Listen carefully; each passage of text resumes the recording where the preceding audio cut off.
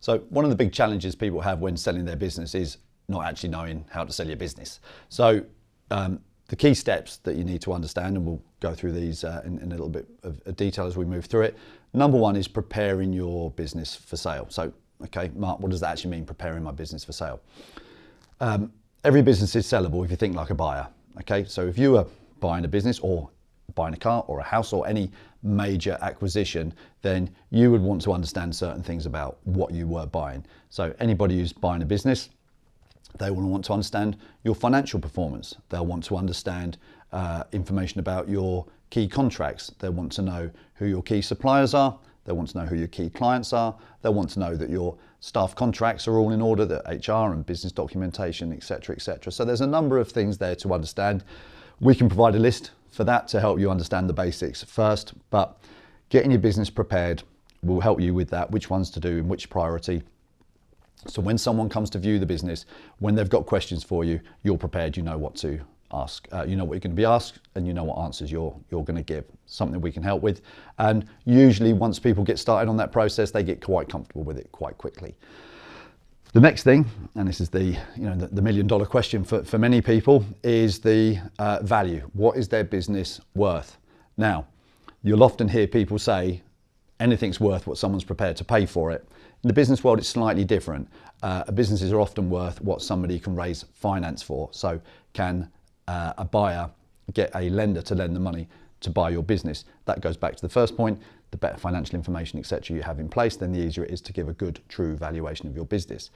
What we'll do at Intelligent, we'll do a business valuation for you. We'll give you a valuation range based on a number of scenarios, and we'll walk you through that process to help people understand exactly what is involved. So typical things, if you've got a good trading history, if you've got several years of good, clean financial information that shows either consistent revenues or even growth in your revenues as well. There's a number of factors there, and we'll walk you through all of those. Which comes on to the third point, which is work with your broker. Whether it's Intelligent, whether it's someone else, you want a broker who's going to give you good, sound advice. Not something that sounds like good advice, but is good, sound advice. So this isn't always what you want to hear. Okay, if there's something that needs fixing in your business, then a broker will identify that and say, look, it's likely that a buyer will have a question mark about this. You might have a big dip in revenues, for example. Maybe a client went away for a bit and came back, whatever. But those sorts of things, your broker will help you understand the sorts of questions you're going to be asked, help you prepare it, and also make sure that your valuation is realistic for the marketplace, because there's what people would like to get, there's what a buyer is prepared to pay, and there's what you'll actually get.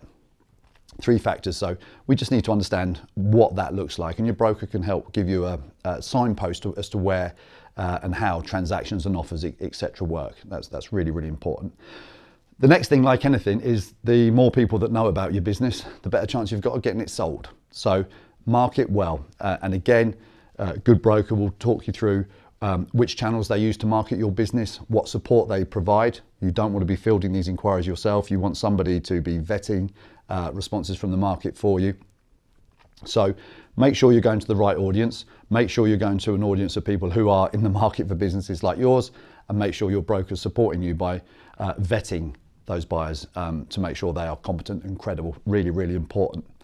What's also important that is you respond quickly. Buyers have a choice. You are not the only game in town in most cases.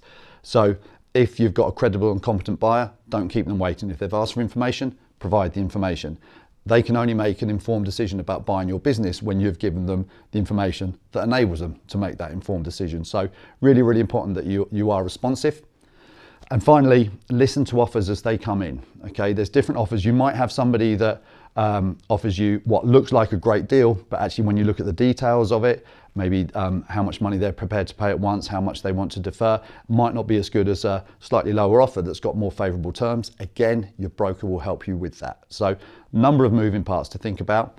Make sure you're prepared in the first place. Get a good understanding of your value. Be realistic. Work with your broker who will help you understand the process, walk you through it. Make sure your marketing's on point.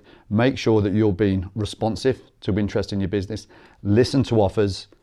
And once you've got all of those things in place, you'll be in a position to identify which offers work for you, accept the offer, and go ahead with a successful sale of your business. As always, any questions, concerns about any of that, speak to us at Intelligent. We're more than happy to help.